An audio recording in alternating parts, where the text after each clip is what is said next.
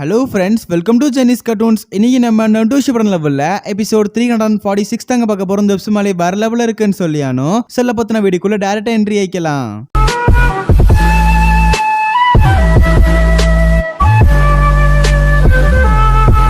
கதையோட ஸ்டார்டிங் சீன்ல ஒபிட்டோ இருக்கான்ல, அந்த ரின்னு எங்க இருக்காலோ அதே இடத்துல தான் இப்ப ஒபிட்டோவும் நிக்கிறான். ஆனா அதே மாதிரி அவன் சுத்தி இருக்க இடம் எல்லாமே ரத்த காடு மாதிரி இருக்கு. ஏன்னா சுத்தி முட்டி இருக்க எல்லா ஹிடன் மிஸ்டையும் போட்டு தள்ளிட்டான். ஆனா அதே மாதிரி மடரா சொன்ன வார்த்தைகள் இருக்குல்ல, wake up to the reality அப்படிங்கிற மாதிரி, ஆனா அதெல்லாமே இந்த இடத்துல வந்துகிட்டு அவனுக்கு ஞாபகம் வருது. அதெல்லாமே உண்மைங்கிற மாதிரி இந்த இடத்துல ஒத்துக்கிறான். ஆனா அப்படியே பொறுமையா கக்காஷியை தாண்டிட்டு அதுக்கப்புறம் ரின்ன தொடலான்னு போவான். ஆனால் அவனால தொட முடியல. ஆனா அதுக்கப்புறம் அப்படியே கிடத்துல கையை கொண்டு போயிட்டு அப்பதான் மடரா சொன்ன வார்த்தைகள் திரும்ப திரும்ப ஞாபகம் வரும். அண்ட் மடரா என்ன சொல்லியிருப்பான், இந்த மாதிரி அவன் ப்ராஜெக்டே செத்து போனவங்க எல்லாத்தையும் உயிரோட கொண்டு வந்து அவங்க எல்லாத்தையும் ஒரு விச்சுவாலிட்டியில வாழ வைக்கணும், நம்மளும் சேர்ந்து வாழலாம், இந்த ஒரு கேட்ரண்டுங்க இருக்காதுங்கிற மாதிரி சொல்லியிருப்பான்ல. ஆனா அதை இப்ப ஒபிட்டோக்கு பிடிச்சு போச்சான். அண்ட் ரின்னு கூட வந்துட்டு விச்சுவாலிட்டியில வாழலாங்கிற ஒரு முடிவுக்கு ஒபிட்டோ வந்துட்டான். அதனால மடராவோட கனவை ஒபிட்டோவை அவனோட கனவா எடுத்து அதை நடத்துறதா அவனே டிக்ளேர் பண்ணிக்கிறான். அண்ட் அதுக்கப்புறம் எப்போ போல மடரா கிட்ட போறான். அண்ட் மடரா அதே தான் சொல்றான், நீ ஆரம்பத்திலே நான் போறப்பே சொன்னேன்ல நீ என்கிட்ட வருவேன்ட்டு, அது நடந்துருச்சு அப்படிங்கிற மாதிரி சொல்றான். அதே மாதிரி வர வழியில இந்த ஒபிட்டோ வர வழியில யாராவது இவனை பார்த்தாங்களா அப்படின்னு சொல்லி ஒயிட் ஜெட் சூட்டை கேட்கறப்ப, ஏன்னா அவன் தான் எல்லா மூடு முழுக்க இருப்பானே, அவன்கிட்ட கேட்கறப்ப நிறைய பேர் பார்த்தாங்க, பார்த்த எல்லாத்தையும் போட்டு தெளியாச்சு. அதே மாதிரி கக்காசி பாக்கறதுக்கு முன்னாடி மயங்கிட்டான் அப்படிங்கிற எல்லா மேட்டரையும் இந்த இடத்துல ஒயிட் ஜெட்ஸ் இன்ஃபார்ம் பண்ணிட்டு இருப்பான். நீயே அவனை கொல்லாம விட்டுட்டு வந்த அப்படிங்கிற மாதிரி மடரா கொஸ்டின் பண்ணிட்டு இருக்கப்ப, ஒபிட்டோ அவன் உயிரோட இருந்தா செத்தா நம்மளுக்கு என்ன,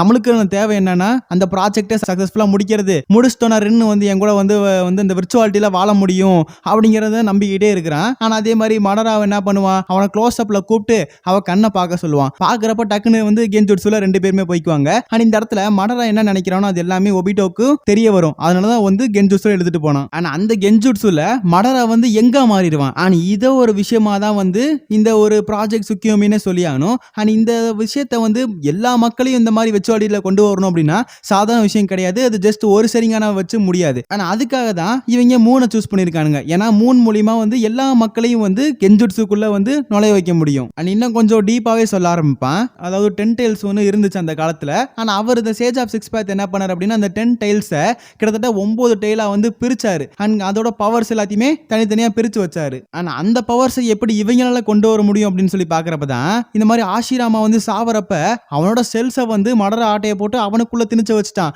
ஆனா அந்த ஒரு பவர்ஸ் மூலியமா ரினேகன் ஆக்டிவேட் ஆச்சு.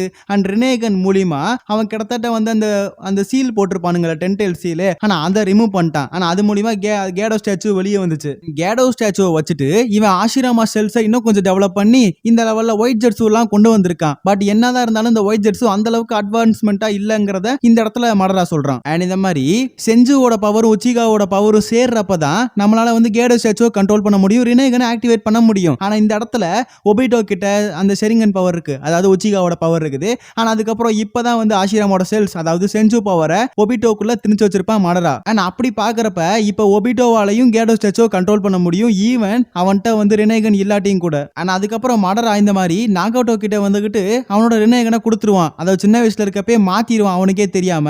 ஏன் அப்படின்னு சொல்லி பாக்குறப்ப உசுமாக்கி நகாட்டோ உசுமாக்கினாலே மேக்சிமம் சக்கர லெவல் அதிகமா இருக்கும். அதனால அந்த கண்ட்ரோல் பண்றதுக்கான சக்தி நகாட்டோ கிட்ட இருக்குன்றத நம்பிட்டு மடரா கொடுத்திருப்பான். அண்ட் இந்த ஒரு தடவை ஒபிட்டோவும் நகாட்டோவும் மீட் பண்றதுக்காக ஒரு சான்ஸ் கிடைக்கும். பட் இருந்தாலும் கொஞ்சம் பிளான் பண்ணிட்டு உள்ள இறங்கலாங்கிற மாதிரி ஒயிட் ஜெட்ஸுலாம் சொல்றதப்ப நம்ம ஒபிட்டோ அதெல்லாம் கேட்காம டைரக்டா களத்துல இறங்கிடுவான். என்னதான் சொல்லியும் கேட்காம அவன் பேசாடு களத்துல இறங்க போயிடுவான். அண்ட் இங்க வர்றதுக்கு முன்னாடியே மடரா இந்த ஒயிட் ஜெட்ஸு கிட்ட அவனோட ஆசைகள் எல்லாத்தையும் அதாவது அவன் சேல் பண்ற மாதிரியே அவன் அந்த ஒரு ஒயிட் ஜெட்ஸுக்குள்ள செலுத்தி இருப்பான். கிட்டத்தட்ட இந்த ரோபோட் மாதிரி ஒருத்தனோட மூளையை ஜெராக்ஸ் எடுத்து இன்னொருத்தனுக்கு செட் பண்ற மாதிரி தான் இந்த இடத்துல ஒயிட் ஜெட்ஸுக்கு அவன் என்ன பண்ணுவான், அந்த லைட் அண்ட் ஷேடோ டெக்னிக்கை யூஸ் பண்ணிட்டு அவனோட ஆசைகள் எல்லாத்தையுமே அந்த ஒயிட் ஜெட்ஸு மேல செலுத்த ட்ரை பண்ணுவான். அப்படி செலுத்துறப்ப ஒயிட் ஜெட்ஸு பாதி ஒயிட்டாகவும் இன்னும் கொஞ்சம் பிளாக்காகவும் இருக்கும். அப்பதான் அந்த பிளாக் ஜெட்ஸுவே உருவாகும். ஆனா அதே மாதிரி ஒரு ராடை ஒண்ணு மடரா கொடுத்து விட்டுருவான். எதுக்கு அப்படின்றதெல்லாம் ஃபர்தர் காட்டுவானுங்க. ஆனா அந்த டைம்ல மடரா அவன் பின்னாடி இருக்க அந்த கேடோ ஸ்டாச்சு கூட ஒரு பைப் மாதிரி connect ஆயிருக்கும்ல,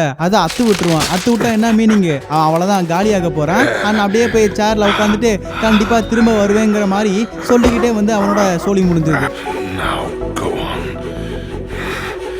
Until the time when I will be revived, you shall be Madara Uchiha.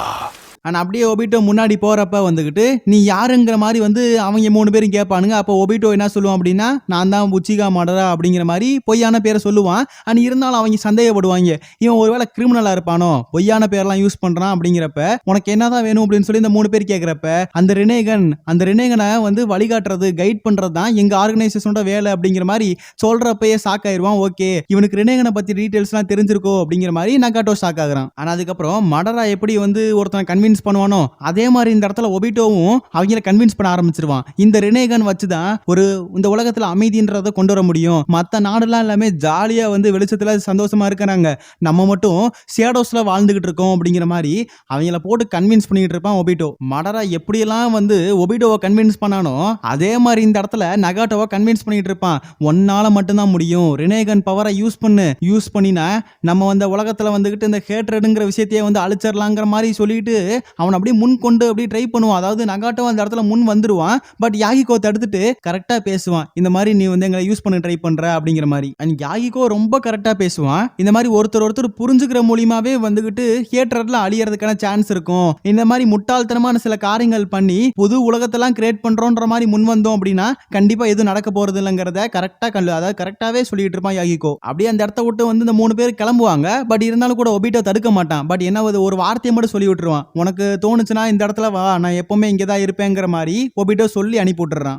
அப்படி 3 பேர் நடந்து போயிட்டு இருக்கிறப்ப எனிமீஸ் வந்து சில பேர் வருவானுங்க. எனிமீஸ் சொல்ல முடியாது, இவங்களும் இந்த ஊர்க்காரங்க தான். பட் என்ன செய்யறது, இவங்க வந்துகிட்டு அக்கட்சுக்கிங்கிற மாதிரி ஏதோ புது ட்ரெஸ் எல்லாம் போட்டு வந்தனால பயந்துட்டானுங்க. பட் இருந்தாலும் கொஞ்சம் சண்டை ஆகுது, கொஞ்சம் சண்டை டக்குனே முடிஞ்சிருது.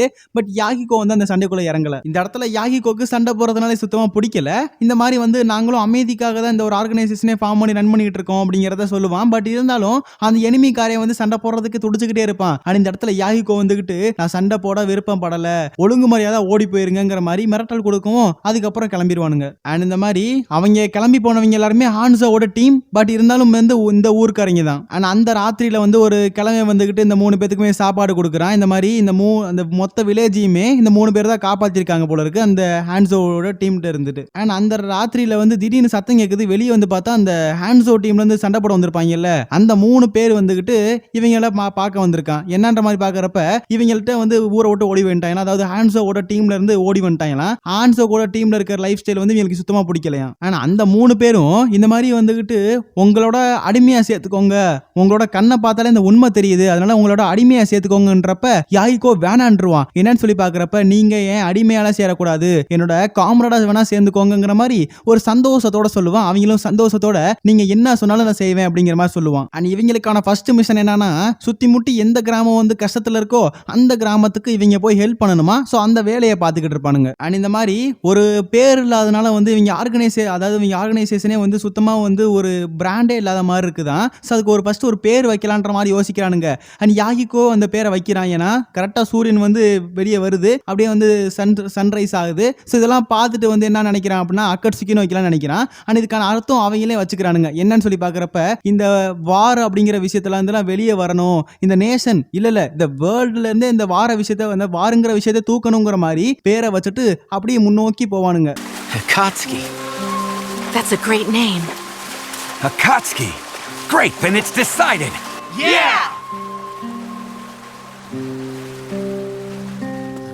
ஆனால் அப்படியே வந்து கொஞ்சம் கொஞ்சமாக ஆளை சேர்த்துட்டு ஒரு ஆர்கனைசேஷனை பெருசாகவே பில்ட் பண்ணிடுவானுங்க. அண்ட் ஒரு சமயத்தில் வந்து இவங்க நின்றுகிட்டு இருக்கப்ப கொனனோட அந்த பேப்பர் மட்டும் அப்படியே தனியாக மிதந்து வந்துகிட்டு இருக்கும். ஆனால் அதை எடுத்துக்கு அப்புறம் வாசித்து பார்க்குறப்ப கொனன் தான் மெசேஜ் போட்டிருக்கான். இந்த மாதிரி நம்ம ஆர்கனைசேஷனில் ஒருத்தன் என்ன லவ் பண்ணுறானா, என்கிட்ட கவிதையாக போட்டு தள்ளிக்கிட்டு இருக்கான், ஏன்னா தனியாக வேற மீட் பண்ண சொல்லியிருக்கான் அப்படின்ற மாதிரி இந்த லெட்டரில் போடவும் யாகிகோ இதெல்லாம் பார்த்து படிச்சுட்டு செம்ம ஷாக் ஆயிடுவான். அண்ட் இந்த இடத்துல தான் நம்மளுக்கு புரிய வருது, அதாவது இந்த இடத்துல யாகிகோக்கும் கொனனும் ரொம்ப பிடிக்கும் போல இருக்குது. ஆனால் அதெல்லாம் நகாட்டோவும் புரிஞ்சுக்கிறான். அந்த இடத்துல யாகிகோ வந்துகிட்டு மேட்ரை சொல்லாம எனக்கு சூசு வருது போயிட்டு வரேங்கிற மாதிரி கிளம்புவான். நீ நடத்துங்கிற மாதிரி நகாட்டோ இதெல்லாம் வந்து பாத்துக்கிட்டு இருப்பான். ஆனா அந்த இடத்துல போய் பார்த்தா வந்து பேசிக்கிட்டு இருப்பாங்க. ஆனா அப்படியே பாத்துக்கிட்டு இருப்பான். பட் அந்த இடத்துல நகாட்டோ வந்துகிட்டு என்னப்பா ரொம்ப பிடிச்சிருக்காங்கிற மாதிரி கேட்பான். நீ எப்படியோ பேசி வந்து கொனன் வந்து சமாளிச்சு அனுப்பி விட்டுருவா. பட் இந்த இடத்துல வந்து பின்னாடி நின்றுகிட்டு இருக்காங்கல்ல, அவங்கள கூப்பிட்டு விட்டுட்டு இந்த மாதிரி நான் இந்த அக்கட்சுக்கிங்கிறது பெரிய லெவல்ல டெவலப் ஆகாத வரைக்கும் நான் வந்து இந்த ரிலேஷன்ஷிப்ல இறங்க மாட்டேங்கிறத கொனன் வந்து ஒரு உறுதியோட சொல்லிடுறேன். அதுக்கப்புறம் யாகிகோ கூட நல்லா ட்ரைனிங் எடுக்கிறா பயங்கரமா ட்ரைனிங் எடுக்கிறாங்க. அதே மாதிரி இவரோட பேப்பர் தண்ணியில பட்டா கரைஞ்சிரும். பட் இந்த இடத்துல கரையாம இருக்கு. ஏன் அப்படின்னு சொல்லி பாக்குறப்ப பேப்பர்ல ஆயில தடவி வச்சுட்டாலாம். அவங்க 2 பேருமே ட்ரைனிங் எடுத்துக்கிட்டு இருப்பாங்க. ட்ரைனிங் எடுக்கிறப்ப வந்து லவ் டைலாக்கா பேசிக்கிட்டே ட்ரைனிங் எடுப்பாங்க. இதெல்லாம் நகாட்டோ பார்த்துட்டு ரொம்ப சந்தோஷப்படுவான். அதோட இந்த எபிசோட முடிக்கிறாங்க. இந்த எபிசோட் எப்படி இருந்துச்சுன்னு சொல்லி மறக்காம கமெண்ட் செக்ஷன்ல சொல்லுங்க. ஓகே கைஸ், நெக்ஸ்ட் எபிசோட்ல சந்திக்கலாம்.